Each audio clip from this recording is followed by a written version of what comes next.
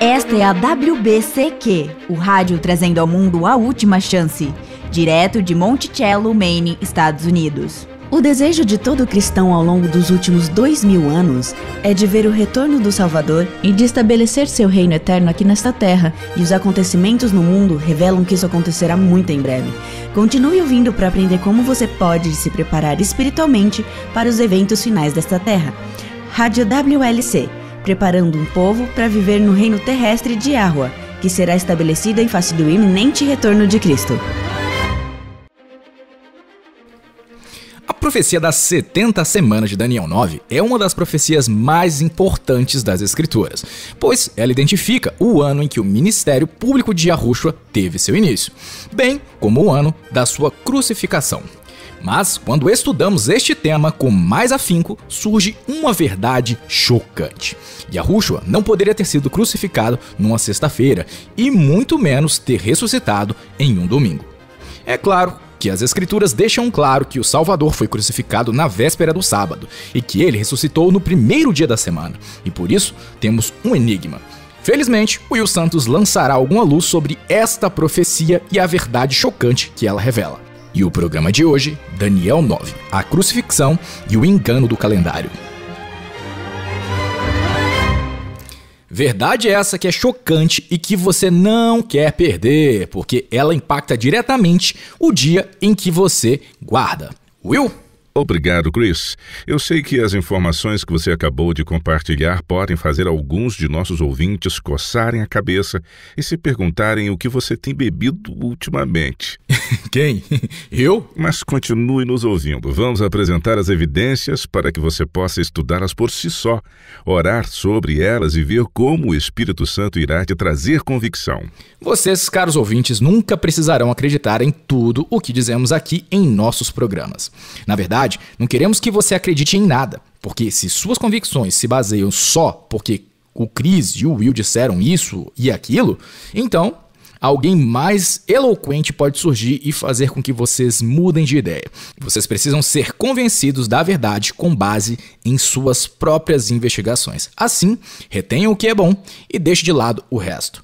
Encarem o que apresentamos aqui como um trampolim para seus próprios estudos, em vez de considerarem como sendo a palavra final sobre qualquer assunto que estudamos juntos em nossos programas. Essa é uma boa maneira de clarificar esse pormenor, Chris. Agora, o que temos de tratar no programa de hoje é um tanto enigmático. Os cristãos têm uma ideia geral de quando Yahushua foi crucificado, mas a profecia de Daniel é a chave para estabelecer o ano preciso que isso ocorreu e, ao fazê-lo, revela a falsidade de um ciclo semanal contínuo desde a criação. Sim, e não existe tal afirmação porque nosso calendário moderno tem um ciclo semanal contínuo. E também porque o próprio tempo é contínuo. E é fácil de presumir que nossa semana moderna tem um ciclo contínuo desde a criação. Mas isso não é verdade. Não é. É como um fato que li há algum tempo atrás. Na década de 1980, um pescador encontrou uma embarcação que havia sucumbido no mar de Java, na costa da Indonésia. E isso é recente? Quer dizer que a tal embarcação tinha afundado? Então, ninguém sabia do ocorrido, mas alguns até sugeriram que já havia ocorrido há muito tempo atrás. O navio transportava cerâmica, resina e marfim, e por ser uma embarcação muito antiga, não conseguiam identificar a idade aproximada do navio. Na década de 1990, os pesquisadores concluíram que o naufrágio ocorreu em algum momento entre meados e final do século XIII. Nossa, parece que já era bem antigo. Na verdade, era bem mais antigo do que isso, e as evidências hoje indicam por meio de uma pequena pista que resolveu todo o mistério. Alguém, séculos atrás, colocou um rótulo na cerâmica com a inscrição "Produzido na China". Sério? Bem, não literalmente, mas basicamente sim. A inscrição dizia que ela havia sido fabricada em Jianinfu, na província de Fujian, na China. Eu posso não estar pronunciando este nome corretamente, mas você entendeu. E aqui está a pista crucial. Por volta de 1278, houve uma invasão mongol. E após essa invasão, Jianinfu mudou seu nome para Jianinglu. Então, obviamente, o naufrágio deveria ter ocorrido antes da mudança desse nome. Exato. Essa pequena pista desvendou um mistério de 40 anos, estabelecendo o momento mais preciso de quando ocorreu o naufrágio. E é assim que vejo a profecia das 70 semanas de Daniel 9. Ela contém a chave para desvendar o mistério de quando Cristo foi crucificado. E essa informação, por sua vez, revela uma verdade que os crentes não tinham ciência por um período de 1700 anos, que é o verdadeiro dia da crucificação de Yahushua, o verdadeiro dia do sábado bíblico e o verdadeiro dia de sua ressurreição. E vamos então começar por Daniel. Você poderia, por favor, Chris, ler para nós Daniel 9, versículos 24 a 27? Ok. 70 semanas estão determinadas sobre o teu povo e sobre a tua santa cidade, para fazer cessar a transgressão, para dar fim aos pecados, para expiar a iniquidade, para trazer a justiça eterna, para selar a visão e a profecia e para ungir o Santo dos Santos. Sabe e entende. Desde a saída da ordem para restaurar e para edificar Jerusalém até ao ungido, ao príncipe, 7 semanas e 62 semanas. As praças e as circunvalações se reedificarão, mas em tempos angustiosos. Depois das 62 semanas, será morto o ungido, e já não estará, e o povo de um príncipe que há de vir destruirá a cidade e o santuário, e o seu fim será num dilúvio, e até o fim haverá guerra, desolações são determinadas. Ele fará firme aliança com muitos por 1 semana, e na metade da semana fará cessar o sacrifício e a oferta de manjares. Sobre a asa das abominações virá o assolador, até que a destruição, que está determinada, se derrame sobre ele. Tem muita coisa para desvendar neste texto e vamos analisar versículo por versículo. Mas vamos começar falando dentro de um contexto histórico. O capítulo 9 começa com Daniel dizendo que entendia, com base nas profecias de Jeremias, que era a hora dos israelitas terem a permissão de voltar para casa. Ele fez as contas, ele sabia que eles ficariam lá por 70 anos e que esse período estava chegando ao seu fim e que era a hora de retornar. E ele se encontra orando por esse propósito. Assim, por meio de sua prece, ele confessa seus próprios pecados e os de seu povo. Isso foi alguns anos depois dos eventos de Daniel 8, certo? Sim, ele sabe que os 70 anos de cativeiro estão chegando ao seu fim, e ele ora e questiona quanto tempo levará até que os israelitas sejam libertados e autorizados a retornar a Israel. Assim, Iar envia Gabriel para esclarecer algo ainda mais importante, que era quando o tão esperado Messias apareceria.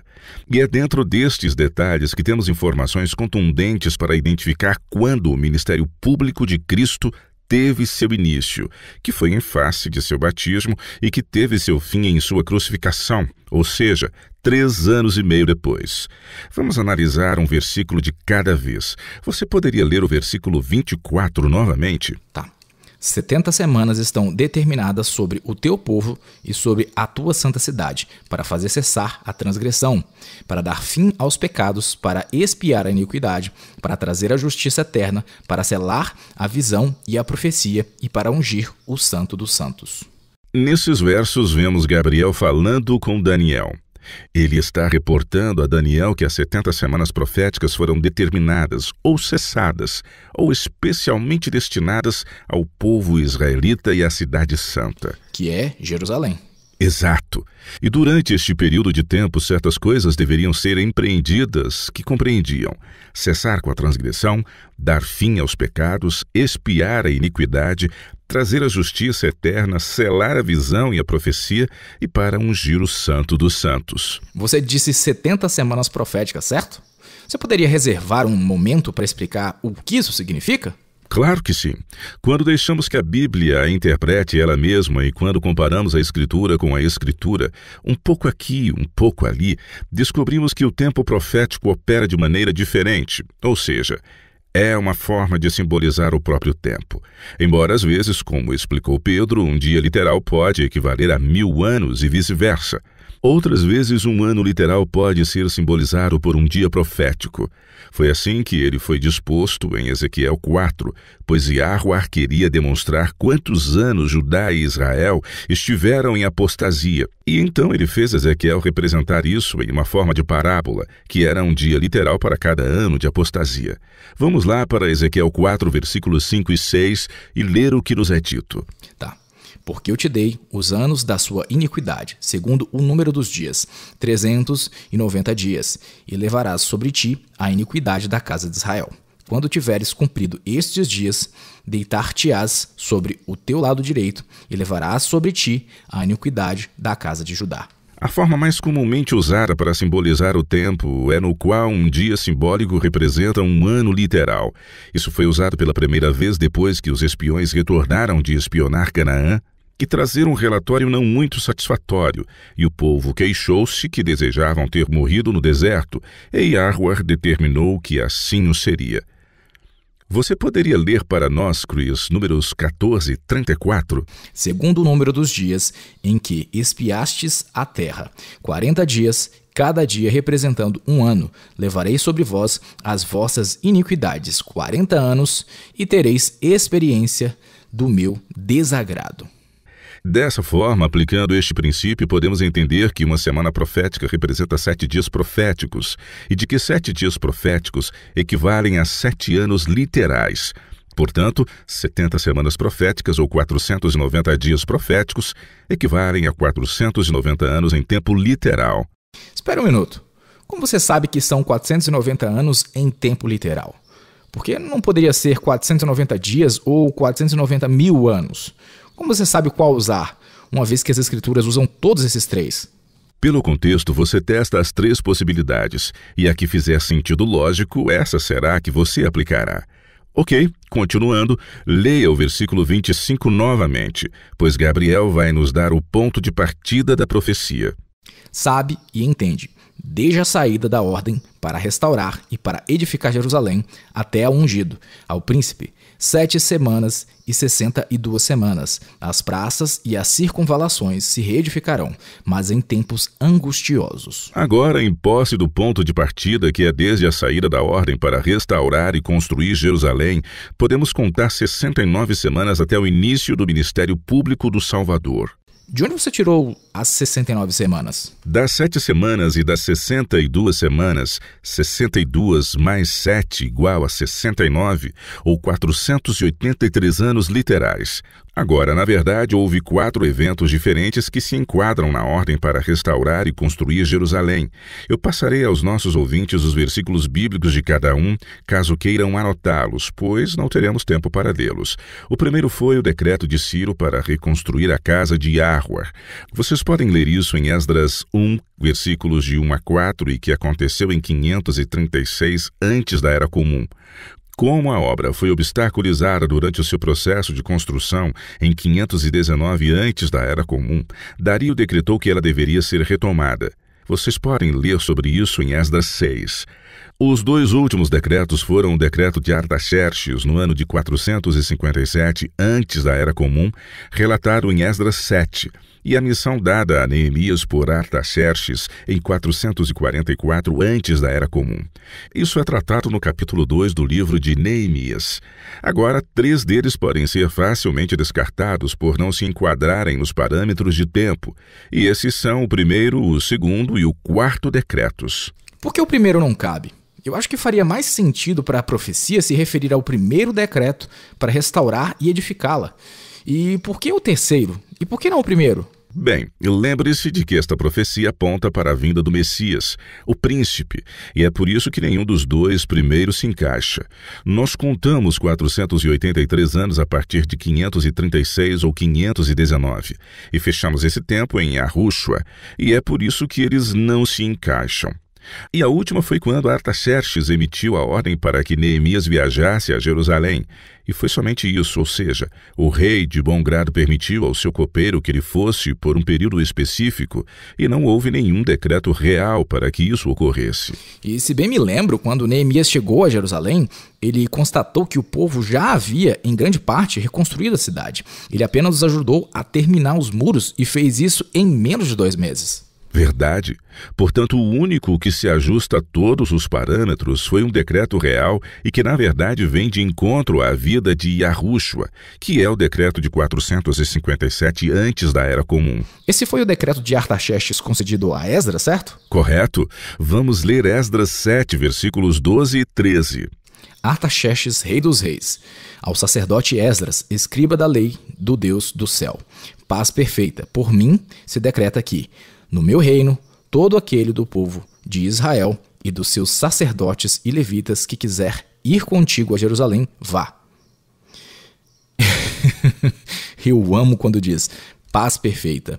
É como se ele estivesse dizendo, sim, sim, sim, vamos superar toda a linguagem floreada e tudo mais.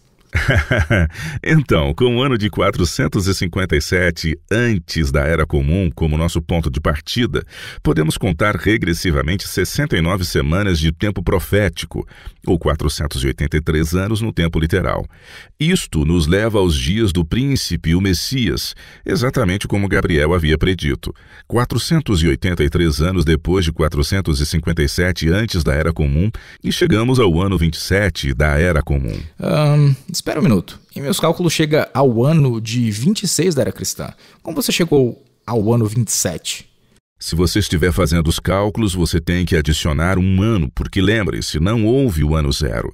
Pelos nossos cálculos modernos, que é o que estamos usando, foi diretamente de 1 antes de Cristo até 1 depois de Cristo, e não existe o ano zero. Ah, entendi. Então, o que você está dizendo que aconteceu no ano 27 depois de Cristo? Você está afirmando que Cristo nasceu bem depois? De jeito nenhum. Foi o ano em que o seu ministério público teve seu início, que se deu em seu batismo. No final do verão e início do outono de 27 da Era Comum, ou depois de Cristo, como às vezes é chamado. O que Gabriel quis dizer com ungir o Santo dos Santos? Vou deixar que Pedro te responda isso. Abra em Atos 10 e leia os versículos 36 a 38. Tá. Esta é a palavra que Yahuwah enviou aos filhos de Israel, anunciando-lhes o evangelho da paz, por meio de Yahushua Cristo. Este é o Senhor de todos. Vós conheceis a palavra que se divulgou por toda a Judéia, tendo começado desde a Galiléia, depois do batismo que João pregou, como Yahuwah ungiu a Yahushua em Nazaré com o Espírito Santo e com poder, o qual andou por toda parte, fazendo o bem e curando a todos os oprimidos do diabo, porque Yahuwah era com ele. Yahushua foi ungido pelo Espírito Santo após seu batismo, e foi isso que o preparou para o seu ministério público, e ele entendeu o significado disso. Marcos 1 registra que Yahushua foi para a Galiléia, pregando o evangelho de Yah, dizendo: o tempo está cumprido e o reino de Yah está próximo. Arrependei-vos e crede no evangelho. O tempo está cumprido. Ele entendeu que as 69 semanas proféticas haviam sido cumpridas, e sabemos que Yahushua foi batizado em 27 da Era Comum, porque Lucas diz em Lucas 3 que isso ocorreu no 15º ano do reinado de Tibério César. Então isso é fácil de descobrir. O que significa que as praças e as circunvalações se reedificarão, mas em tempos angustiosos. Jerusalém foi reconstruída durante as primeiras 7 semanas proféticas, o que equivale a 49 anos. Foram tempos angustiosos. Sabemos por Neemias que os tempos eram tão temerários que os trabalhadores trabalhavam na construção com uma das mãos, enquanto com a outra seguravam uma arma. Nossa, que situação extrema. Sim, tempos angustiosos. Ok, versículo 26. Tá. Depois das 62 semanas será morto um ungido, e já não estará, e o povo de um príncipe que há de vir destruirá a cidade e o santuário. E o seu fim será num dilúvio, e até o fim haverá guerra. Desolações são determinadas. A primeira parte deste versículo refere-se à crucificação de Yahushua e de que ele seria literalmente morto e sua vida chegaria ao fim. Mas não pelo seu bel prazer, mas por todos os pecadores. Agora, o povo de um príncipe que há de vir não é o povo de Yah, mas é algo que as pessoas às vezes ignoram ao ler este versículo. Eles não podem ser o povo de Yahuwah, porque destroem exatamente aquilo que o povo de Yah construiu no versículo anterior. Isso está se referindo à destruição de Jerusalém? Sim, vejamos agora o último versículo, pois ele dá alguns detalhes do que aconteceria durante o período final dos 7 anos da profecia. Daniel 9, 27. Ele fará firme aliança com muitos por 1 semana. Na metade da semana, fará cessar o sacrifício e a oferta de manjares. Sobre a asa das abominações virá o assolador, até que a destruição, que está determinada, se derrame sobre ele. Durante 7 anos, o Messias firmou aliança com muitos. Isto começou no seu batismo e se estendeu até 3 anos e meio após sua morte. Sua crucificação é mencionada quando diz: na metade da semana fará cessar o sacrifício e a oferta de manjares. Foi sua morte na cruz que tornou obsoletos os sacrifícios de sangue e as ofertas pelo pecado. E sabemos pelos evangelhos que ele morreu bem na hora do sacrifício da tarde, no mesmo dia da Páscoa, ou 14 de Abib. E é aqui que fica realmente interessante. Contando regressivamente a partir de 457 antes da Era Comum, sabemos que a última semana profética começou em 27 da Era Comum, em face do batismo de Yahushua. A profecia chegou ao seu fim 7 anos depois, em 33 da Era Comum. Ela identifica esse fato exatamente no meio da semana, a crucificação de Cristo, na Páscoa do ano 31 da Era Comum. Agora, isto pode ser novidade para muitos cristãos, porque a maioria dos crentes afirma que ele foi morto nos anos 30 ou 33, mas nenhum deles se enquadra na profecia de Daniel 9, e portanto nenhum dos dois pode ser o ano correto. Uma coisa que pode ser confusa é como o Messias pode firmar aliança com muitos por 1 semana, ou 7 anos, e ainda assim ser morto no meio da semana. Como você explica isso? É bem simples. Yahushua pregou o evangelho durante os primeiros 3 anos e meio. Após a sua ascensão, os discípulos iniciaram o trabalho e continuaram a pregá-lo especificamente aos judeus durante os 3 anos e meio seguintes. E o que aconteceu no final da outra metade dos outros 3 anos e meio? A nação judaica rejeitou oficialmente o evangelho quando o Sinédrio assassinou Estevão, o primeiro mártir cristão. É interessante ler a defesa de Estevão perante o Sinédrio em Atos 7, pois é um sermão poderosíssimo. Sim, ao identificar a história de Israel, ele estava, na verdade, identificando a história da rejeição da verdade por parte de Israel. Foi exatamente isso. Israel rejeitou os profetas e, finalmente, essa atitude de rebeldia culminou na rejeição do próprio Messias. O Sinédrio não gostou do que ouviu e, por essa razão, como sabemos, eles o apedrejaram. Mas houve uma testemunha do martírio de Estevão. Vamos ler Atos 7, versículos 57 e 58. Tá. Eles, porém, clamando em alta voz, taparam os ouvidos e, unânimes, arremeteram contra ele. E, lançando-o fora da cidade, o apedrejaram. As testemunhas deixaram suas vestes aos pés de um jovem chamado Saulo. Este ato violento por simplesmente pregar o evangelho marcou o fim das 70 semanas, não implicando que os judeus ainda não pudessem aceitar o evangelho. Mas lembre-se que Gabriel havia dito que as 70 semanas foram dadas à nação judaica. No final daquele tempo, o evangelho fora estendido aos gentios e propagou-se em grande parte devido aos esforços daquele jovem, Saulo, que mais tarde veio a ser Paulo. A morte de Estevão abriu as comportas da violência contra os primeiros crentes e, como sabemos, Saulo foi o perseguidor mais ardente. À medida que os crentes procuravam fugir e salvar suas vidas, primeiro de Jerusalém e depois de Israel, a mensagem do evangelho foi levada por meio deles para muitas terras estrangeiras. Esta diáspora foi um cumprimento parcial da advertência de Cristo relatada em Mateus 24, versículos 15 a 18. Por que você não lê esse texto para nós? Mateus 24, de 15 a 18. Tá. Quando, pois, virdes o abominável da desolação que falou o profeta Daniel, no lugar santo, quem lê, entenda. Então, os que estiverem na Judéia, fujam para os montes. Quem estiver sobre o eirado, não desça a tirar de casa alguma coisa. E quem estiver no campo, não volte atrás para buscar a sua capa. É claro que o cumprimento completo ocorrerá no fim deste mundo, mas este foi um cumprimento parcial, assim como ocorreu menos de 40 anos depois, quando Jerusalém foi destruída. E o que significa quando diz no versículo 26, e o seu fim será num dilúvio, e até o fim haverá guerra. Desolações são determinadas. Isso se refere à rapidez com que o julgamento recaiu sobre Jerusalém. Você se lembra de quando Cristo estava caminhando para o Gólgota e algumas mulheres, vendo tal sofrimento, choravam amargamente ao verem a sua dor? Com compaixão, ele disse-lhes para não chorarem por ele, mas por elas mesmas e por seus filhos, porque alguns que estavam vivos na sua crucificação presenciaram e sucumbiram na destruição de Jerusalém. A frase "e até ao fim haverá guerra", desolações são determinadas. Também revela que desde quando Jerusalém foi destruída até o fim desta terra, quando Yahushua retornar para estabelecer o reino de Yah, a terra de Israel não conhecerá a paz. Obrigado, Will, mas algumas frases são um pouco complicadas de entender. Sim, algumas são, mas vamos fazer uma revisão rápida. Leia para nós os versículos que você acha confusos e daremos uma olhada novamente e ver o que eles querem nos comunicar. Isso seria ótimo. Para fazer cessar a transgressão. Novamente, isso se refere à nação israelita como um todo. Essa foi a última chance dada a eles para que eles parassem de se rebelar contra as coisas celestiais e se arrependessem, como também aceitassem os mensageiros com suas boas novas que lhes foram enviadas. E é óbvio que o Messias foi o mais importante deles enviado, mas que eles também rejeitaram. E qual é o próximo? Para dar fim aos pecados.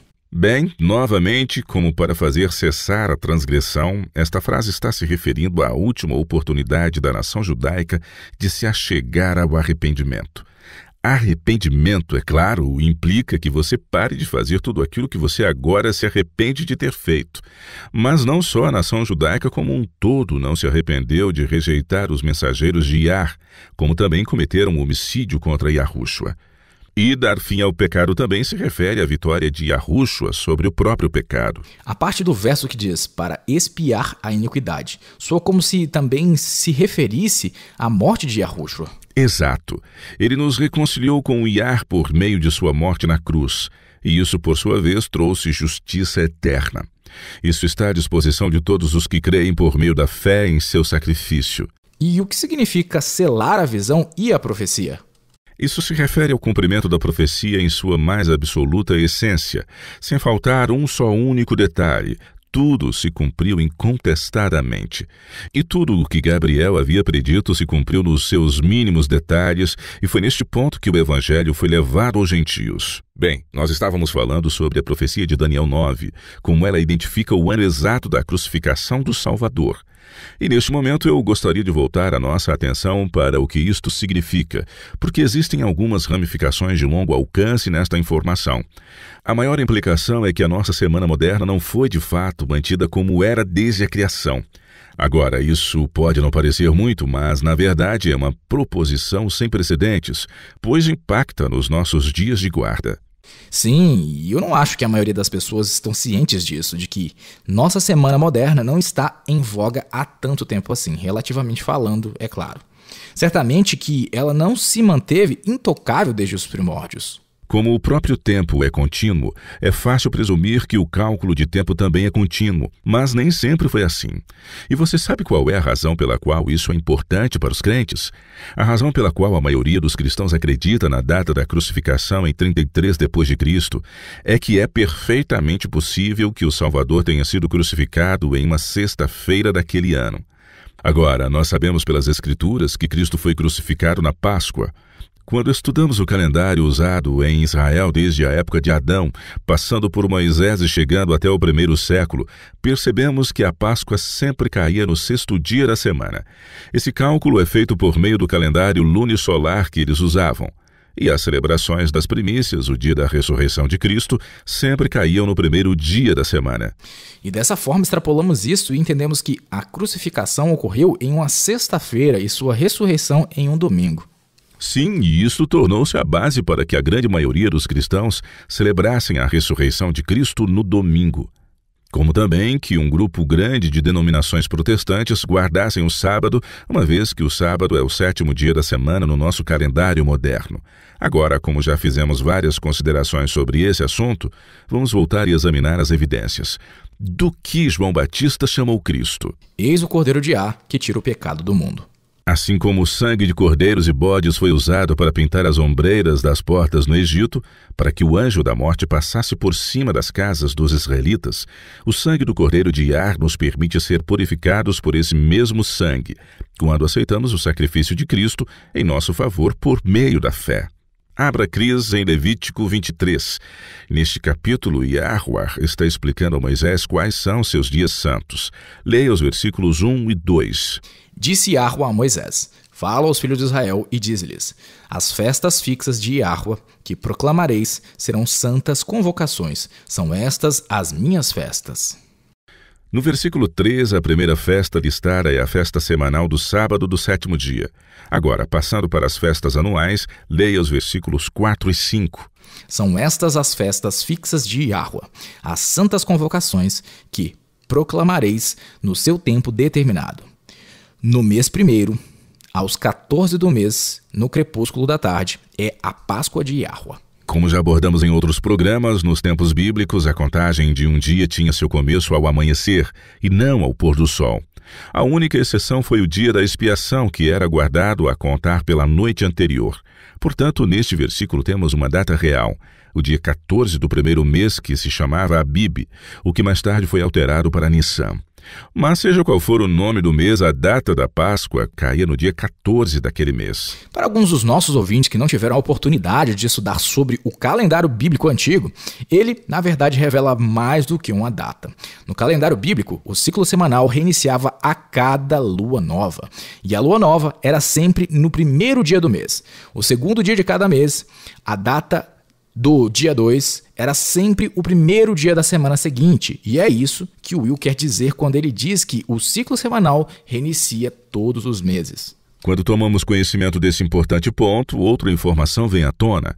As datas de cada mês sempre caem nos mesmos dias da semana. Assim, o sábado do 7º dia era sempre nas datas 8, 15, 22 e 29 de cada mês. Se você, querido ouvinte, quiser saber como essas datas apareciam em um calendário, basta dar uma olhada no formato do calendário de janeiro de 2022. Era assim que o calendário se apresentava, e esse era o formato, ou seja, era como aparecia cada mês no calendário lunisolar. Infelizmente, hoje não teremos tempo para entrar em detalhes sobre o calendário bíblico e como ele funcionava, mas tudo isso já foi amplamente abordado em outros programas de rádio. Também temos uma seção inteira de artigos e vídeos em nosso site que tratam exclusivamente do calendário bíblico. Confiram, caros ouvintes, se vocês ainda não o fizeram. Vejamos agora algumas pistas que nos permitem saber sobre as datas da crucificação e com as quais estamos lidando. Abra em João capítulo 19 e leia o versículo 31. João 19, 31. Aqui. Então, os judeus, para que no sábado não ficassem os corpos na cruz, visto como era a preparação, pois era grande o dia daquele sábado, rogaram a Pilatos que se lhes quebrassem as pernas e fossem tirados. Cristo foi crucificado e morreu na Páscoa, que ocorreu no dia 14 do primeiro mês. Em João é-nos informado de que a razão pela qual os corpos não puderam permanecer na cruz foi porque era o dia da preparação. Preparação para quê? Preparação para o sábado. João acrescenta que aquele sábado em particular era um sábado solene. Isso porque, se voltarmos lá para Levítico 23, veremos que o dia 15 do primeiro mês, um dia após a Páscoa, era o primeiro dia da festa dos pães asmos, e era por isso considerado um sábado solene.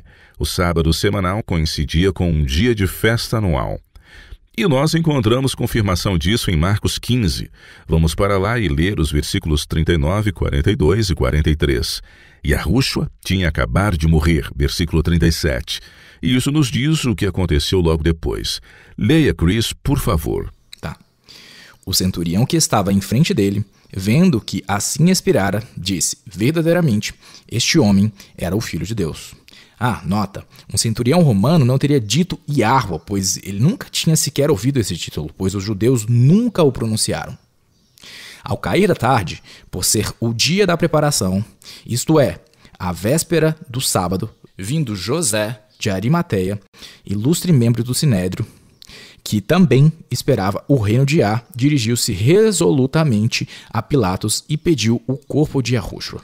Marcos afirma explicitamente que esse dia era a véspera do sábado. Ouvi algumas pessoas dizerem que a palavra sábado, usada aqui, se refere ao primeiro dia da festa dos pães asmos, que pode cair em qualquer dia da semana. Como você resolveria esse pormenor? Sim, pode cair em qualquer dia da semana do nosso calendário moderno, mas não pode ocorrer no calendário bíblico, porque Levítico 23 dá a data exata em que deveria ter seu início. Você ainda está lá na passagem de Levítico 23? Se sim, você poderia ler para nós o versículo 6. E aos 15 dias deste mês é a festa dos pães asmos de Iahua. 7 dias comereis pães asmos. O 15º dia de cada mês lunar sempre cai no 7º dia da semana, e sem exceção. Mas mesmo que para o enriquecimento dessa discussão, se quiséssemos aceitar a possibilidade de que isso não aconteceu naquele ano, as Escrituras afirmam explicitamente que no dia seguinte, um dia após o sábado, era o primeiro dia da semana. Onde que diz isso? Mateus 28, versículo 1. Diz: no findar do sábado, ao entrar o primeiro dia da semana, Maria Madalena e a outra Maria foram ver o sepulcro. Então aqui temos outra testemunha da linha do tempo dos eventos.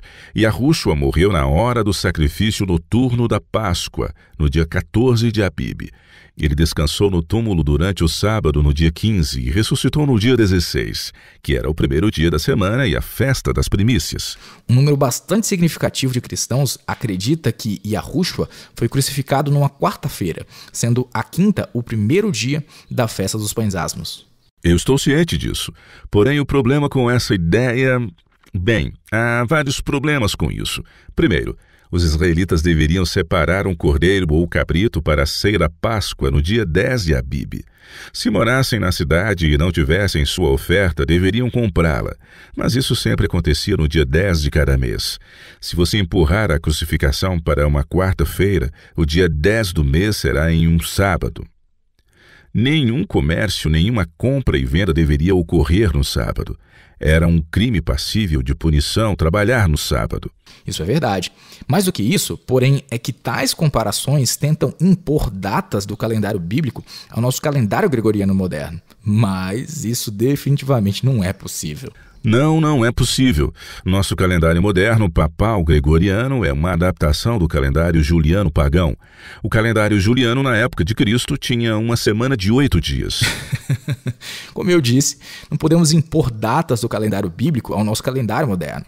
E a sexta-feira, o sábado e o domingo nem existiam na semana de 8 dias do calendário juliano. Os romanos rotulavam os dias da semana com as letras de A a H.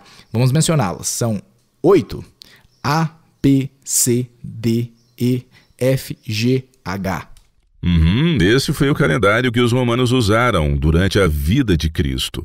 Mesmo quando adotaram a semana planetária de 7 dias dos persas, ela ainda assim não se alinhava, porque a semana planetária pagã começou originalmente no sábado e teve seu fim em uma sexta-feira. E há muito mais informações em nosso site. Correto.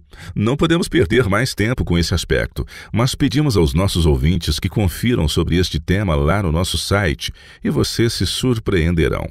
Assim, nós sabemos pelas Escrituras que Yahushua foi crucificado no ano 31 da Era Comum, no 6º dia da semana, no 14º dia de Abib. Agora, o que há de bom na astronomia é que ela é muito consistente. Podemos fazer cálculos astronômicos absolutamente precisos no futuro e no passado, e quando procedemos assim, ou seja, com o ano 31, descobrimos que absoluta e positivamente não podemos fazer com que a Páscoa caia numa sexta-feira. Mas lembre-se, na contagem regressiva a partir de 457 antes da Era Comum, sabemos que o ministério público do Salvador começou no outono de 27 da Era Comum, e então sua crucificação teve que ter ocorrido na primavera de 31. Mas a Páscoa não caiu na sexta-feira daquele ano. Mesmo que não existisse sexta-feira no calendário naquela época. Exato. Estamos usando o que chamamos de calendário proléptico. Basicamente, pegamos o formato de calendário atual e o estendemos para trás. Quando pegamos a nossa semana atual e a retrocedemos continuamente, o dia 14 de Abib não cai numa sexta-feira no único ano em que a crucificação poderia ter ocorrido. Você poderia explicar o porquê? Claro que posso. Tem a ver com a astronomia. Agora, pessoas diferentes têm ideias diferentes sobre quando os meses lunares tiveram seu início. Após um estudo sério, a WLC acredita que os meses começavam ao amanhecer após a conjunção lunar-solar, ou o que observamos em noites em que a lua não pode ser vista e concluímos que o ano tinha seu início com a lua nova mais próxima do equinócio da primavera. Não é tão difícil descobrir por meio de pesquisas online que a conjunção ocorreu em 11 de março e 10 de abril de 31 depois de Cristo. Isto significa que o dia de lua nova, ou o primeiro dia do mês, teria caído no dia 12 de março e no dia 11 de abril do mês seguinte. Agora temos um problema. Quando contamos 14 dias a partir de 12 de março ou 11 de abril, nós não chegamos a uma sexta-feira. Em vez disso, se 12 de março fosse o primeiro dia do mês lunar, e acreditamos que foi, então dia 14, a Páscoa, teria caído em 25 de março, que era um domingo. Se acreditarmos que o ano começou na primeira lua nova após o equinócio da primavera, ainda assim não se encaixaria, porque contar 14 dias a partir de 11 de abril nos leva a 24 de abril, terça-feira. É sério isso? Sim, é.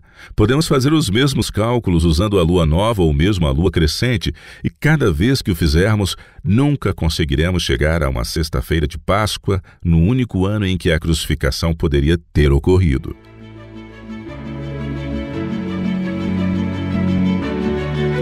Você está ouvindo a Rádio World Last Chance, na WBCQ, na frequência de 9.330 kHz. Na faixa de 31 metros, Rádio World Last Chance, preparando um povo para o breve retorno do Salvador. Voltando ao que estávamos falando e analisando a questão da astronomia, percebemos que ela é tão confiável, tão consistente, tão precisa, que os astrônomos podem até saber quanto tempo se leva para ver a Lua novamente após a conjunção e em qualquer época do ano. Conjunção, é claro. Ocorre quando o Sol e a Lua estão alinhados e não podem ser vistos da Terra. É isso, a Lua aparece um pouco mais tarde a cada noite, e é assim que a vemos aumentando de tamanho até que ela venha se tornar em lua cheia, e depois diminuir novamente até a próxima lua nova ou conjunção. Agora, para forçar uma crucificação na sexta-feira do ano 31, nós teríamos que aceitar que a primeira lua crescente visível por 5 meses consecutivos estaria muito, mas muito atrasada, aparecendo depois de 53,25 horas, e depois, no mês seguinte, 65,5 horas, e depois 76,5 horas, e depois 62,5 horas, e, finalmente, 47,75 horas. 76,5 horas? São mais de 3 dias. E os astrônomos sabem que nessa época do ano a Lua nunca se atrasa tanto assim. Normalmente a primeira crescente visível é vista em qualquer lugar entre 17 a 23 horas após a conjunção, com a última crescente 42 horas após também sua conjunção. Ainda bem abaixo de 47,75 horas após sua conjunção. Os cálculos simplesmente não batem. Não só a sexta-feira não existia na semana de 8 dias do antigo calendário juliano, mas também não bate com o dia 14 da data da Páscoa de Abib, do calendário bíblico usado pelos israelitas. É por isso que durante séculos os estudiosos rejeitaram o ano 31 como sendo o ano em que Cristo foi crucificado. Eles sabiam que não poderíamos ter uma crucificação na sexta-feira daquele ano, pois eles basicamente não sabiam que nosso ciclo semanal moderno não se alinharia com o ciclo semanal bíblico. Isaac Newton, matemático, astrônomo, físico e teólogo que viveu no final do século XVII, foi apenas um deles. Eu tenho aqui uma citação que gostaria que você lesse, que é um artigo intitulado A Data da Crucificação para Newton. É de J.P. Pratt e foi publicado no periódico bimestral da Sociedade de Astronomia Royal no mês de setembro de 1991. Você poderia ler, por favor, a citação que está entre colchetes? Ele, Newton, assim suprimiu 31, 32 e 35 depois de Cristo, pois o ano 14 de Nissan, ou Abib, não poderia ter caído em uma sexta-feira, o que foi confirmado por todos os pesquisadores modernos. E esse é o problema. Daniel 9 aponta o ano 31 como o único ano em que o Salvador poderia ter sido crucificado. E da mesma forma, os evangelhos confirmam que a crucificação ocorreu na Páscoa. Este foi sempre o 14º dia do mês lunar. Agora, não podemos bater o martelo de que os israelitas usavam o calendário juliano dos seus mestres romanos. Não, eles não teriam feito isso. Como você pode ter um sábado no 7º dia, ou seja, o último dia da semana, em uma semana de 8 dias? A única conclusão razoável a tirar é que os israelitas nos dias de Cristo ainda usavam o calendário lunisolar da criação, o calendário que foi reconhecido por Moisés na época do Êxodo. Bem, isso também é confirmado pelo fato de que os evangelhos usavam datas e termos do calendário lunisolar e, mais propriamente referindo-se ao dia da preparação e à Páscoa, a Páscoa só poderia ser calculada usando o antigo calendário lunisolar. Não nos é possível identificá-lo usando o calendário gregoriano moderno ou o calendário juliano pagão. E assim, o simples fato de as festas de Iá serem mencionadas nos evangelhos é prova de que eles estavam usando o calendário bíblico. Não podemos seguir a cadeia de evidências até a sua conclusão lógica e ainda insistir em uma crucificação em uma sexta-feira. Simplesmente não tem como. Teríamos que rejeitar o peso das evidências e se apegar à tradição. Mas isso não é justo, muito menos fidedigno. Lembro-me daquela citação de Abraham Lincoln que dizia: quando um homem honesto descobre que está sendo enganado, ele deixará de ser enganado ou deixará de ser honesto. Uma fala bastante astuta de um homem sábio. Este assunto tem ramificações esmagadoras para todos os cristãos. Os protestantes que ainda acreditam que a lei é irrevogável e que o dia em que guardamos é imprescindível, precisam dar uma olhada nisso, porque as evidências das escrituras da história, da astronomia e da arqueologia estabelecem que o sábado não é e não pode ser o sábado bíblico. Se é imprescindível observar um dia preciso, é importante usar o calendário correto para calcular esse dia. E, se assim não for feito, não estaremos observando o dia exato, não é mesmo? Não estaremos.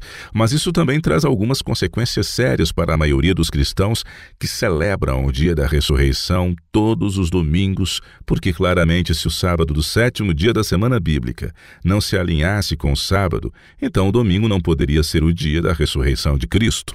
Acho que isso é um pouco mais técnico do que a maioria de nós acostuma entender por meio de nossas crenças. Lembro-me uma vez de ter procurado pela palavra sábado em uma enciclopédia específica, que começava com um comentário do tipo: o dia que os judeus e os adventistas do 7º dia guardam.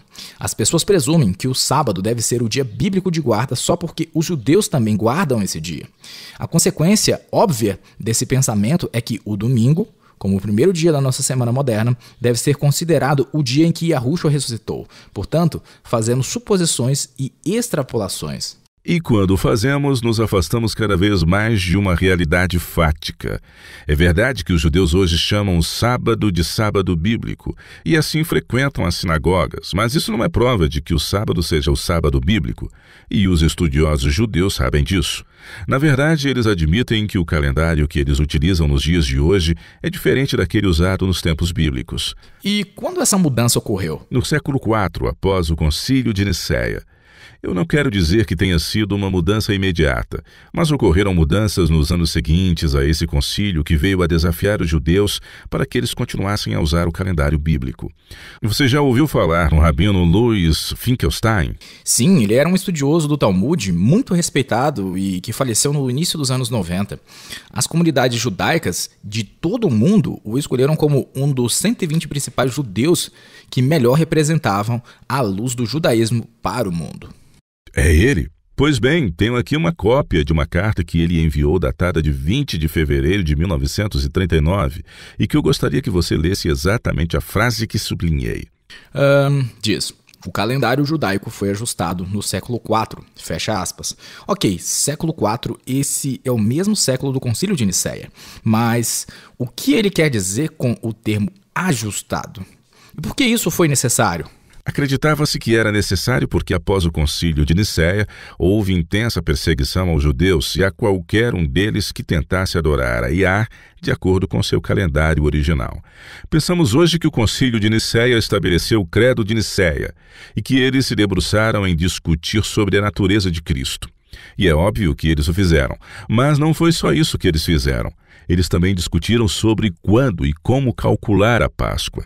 Veja, até aquele ponto, muitos cristãos primitivos guardavam as festas e calculavam essas festas, as festas de Yahweh, usando o calendário bíblico. Leia esta citação que tenho aqui comigo. Ela é do imperador Constantino.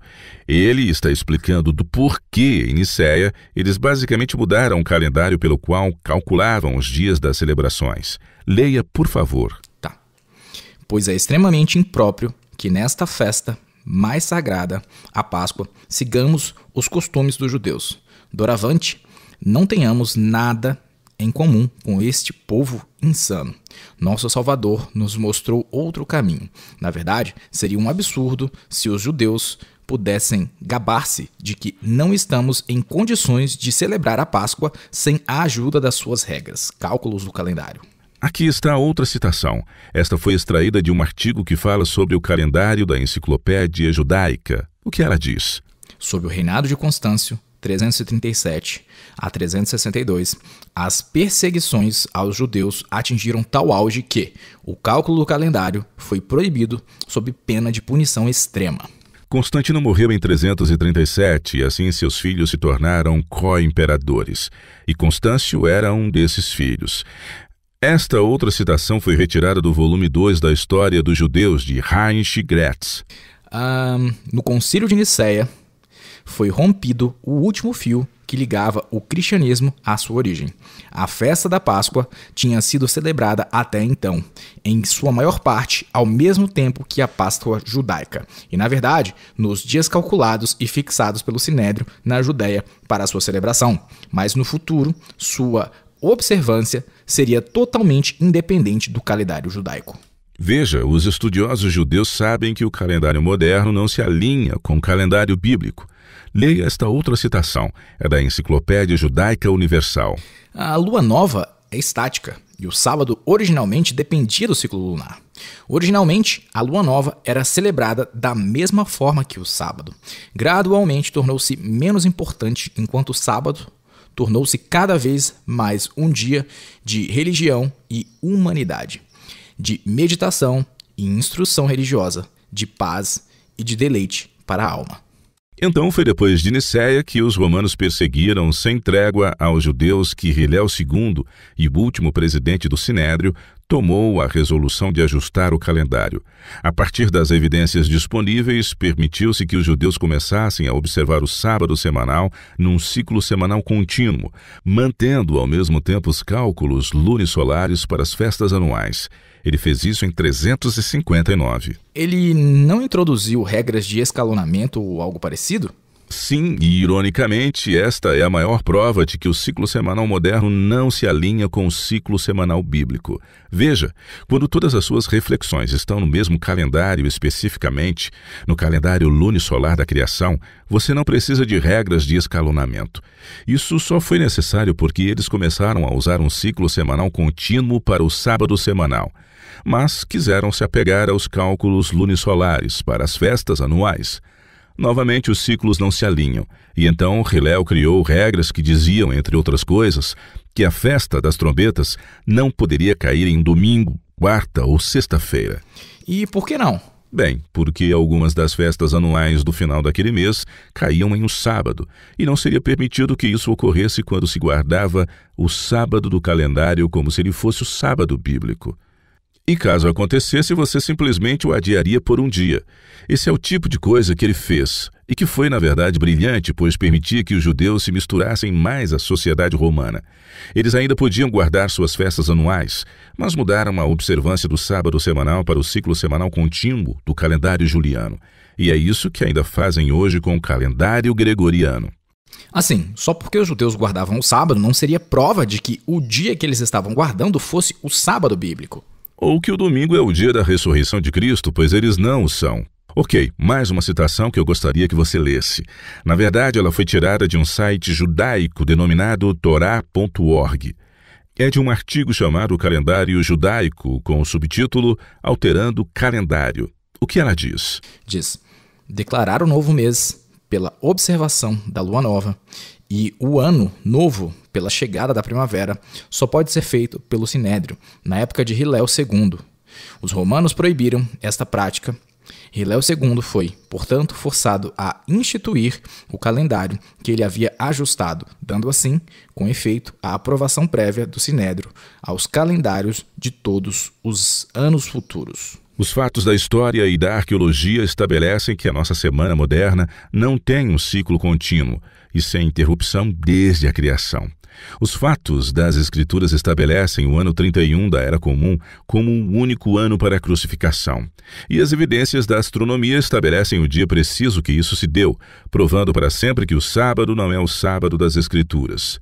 Nem o domingo é o dia da ressurreição de Yahushua. Se a verdade é importante para você, e acredito que seja, você não estaria ouvindo este programa. E agora você tem uma decisão a tomar. Você vai deixar de ser íntegro ou você vai ceder para o engano?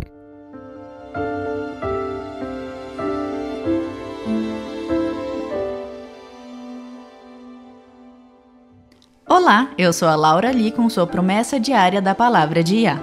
Acidentes e erros são inevitáveis, pois faz parte da vida de todo ser humano. Mas como reagimos quando acontece um acidente ou erramos, mostra o que vai em nosso coração. Um dia, enquanto Daniel Raposo ia para o trabalho a pé, ele viu um menino vendendo ovos, que estavam dentro de uma grande caixa quadrada de papelão. Daniel mora na República Dominicana e nos pontos turísticos são bastante comuns ver esse tipo de coisa. Os vendedores ambulantes vendem uma grande variedade de alimentos frescos, bem como roupas e utensílios domésticos. Enquanto Daniel observava, de repente o menino tropeçou. A caixa que estava aberta virou e a maioria dos ovos acabou quebrando. E ninguém mais poderia comprá-los. Fato esse que fez com que o pequeno garoto começasse a chorar. As pessoas passavam rapidamente sem prestar atenção naquela criança, enquanto ele tentava salvar o que podia. Daniel percebeu que a perda financeira para a família do menino era considerável e que provavelmente seria punido, pelo que sem dúvidas tinha sido um acidente não premeditado. Daniel foi até o menino, inclinou-se e ajudou-o a separar os ovos danificados das poucas cascas intactas que restavam. Ele contou rapidamente quantos ovos a caixa comportava e o indagou qual seria o preço de uma caixa cheia. Ele então deu ao menino a quantia correspondente a toda a caixa, como se todos os ovos tivessem sido vendidos. Eu não sei o que o menino disse, mas tenho certeza que ele se lembrará do ato de bondade de Daniel pelo resto de sua vida. A bondade atrai corações, e não existe ninguém mais amoroso que nosso Pai Celestial. Tiago 1,5 diz: Se, porém, algum de vós necessita de sabedoria, peça a Iá, que a todos dá liberalmente e nada lhes impropera, e ser-lhe-á concedida. Repreender significa reprovar duramente ou criticar de uma forma ríspida, pois há um elemento emocional de raiva e insensatez no ato de repreender. Mas as Escrituras nos dizem que podemos ir a Yahuwah e, como qualquer pai amoroso, ele nos demonstrará carinho e serenidade. Quando meus filhos eram pequenos, havia duas coisas pelas quais nunca os repreendi ou puni: fatalidades e erros não premeditados. Se algum deles deixasse cair uma tigela ou um prato de vez em quando, qual o problema? Nunca o seria de propósito. É por isso que chamamos isso de acidente. Não quero ser repreendido por algo que foi um acidente, e por isso também nunca repreendi ou puni meus filhos por situações imprevisíveis. Todos nós já cometemos erros uma vez ou outra. Há uma diferença entre um erro cometido e que não fora premeditado de um ato intencionalmente executado. Assim como queremos que os outros sejam gentis e compreensivos quando cometemos erros, devemos estender essa mesma graça aos outros quando eles os cometem. A graça é um dom imerecido, ou seja, um ato de amor que não merecemos. É a serenidade e compreensão em vez de repreender e criticar. Louvado seja Yah, que servimos a um Deus que é cheio de graça, bondade e amor para conosco. Em Efésios capítulo 1, Paulo nos diz que em Cristo temos a redenção pelo seu sangue, a remissão dos pecados segundo a riqueza de sua graça, de Yahuwah, que derramou abundantemente sobre nós. Recebemos grandes e preciosas promessas, vá e comece a reivindicá-las.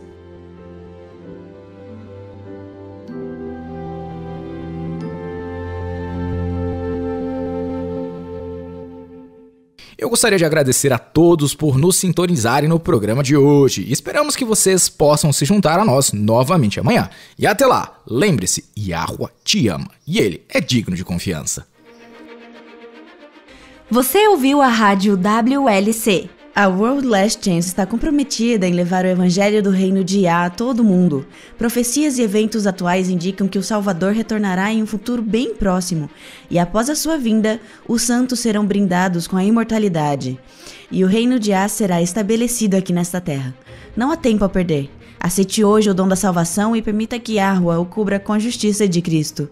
Este programa, bem como os episódios passados na WLC, estão disponíveis em nosso website no www.worldlastchance.com/português. Clique na opção Rádio WLC na parte superior direita da página inicial.